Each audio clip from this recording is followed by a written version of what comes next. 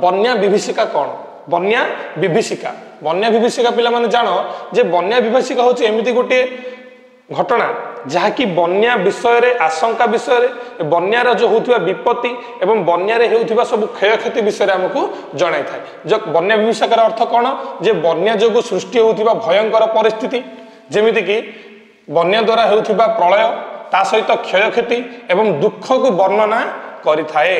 बन्या विभीषिका कौन ना बन्यारे जेते सब क्षयक्षति होउची विपर्जय होउचंती एवं बन्यार जेते सब दुखद घटना घटुची एवं धन जीवन नष्ट होउची से सबुर कहानी को किए वर्णना करथाए बन्या विभीषिका। तो ताहाको कहा जाउची कोन बन्या विभीषिका जेमिति कि एथिरे कोन कोन वर्णना होई थाए घर द्वारा भांगी जीवा लोक मानकर ता सहित लोक मानकर जीवन हानि हेबा विषय मध्य ता सहित फसल नष्ट हेबा एमिति कि जीवन जीविकार मध्य असुविधा हेबा ए समस्त घटना को वर्णना कौन करा जाय थाए ना बन्या विभीषिका रे करा जाय थाए। तो याकू कहा जाउची कोन ना बन्या विभीषिका।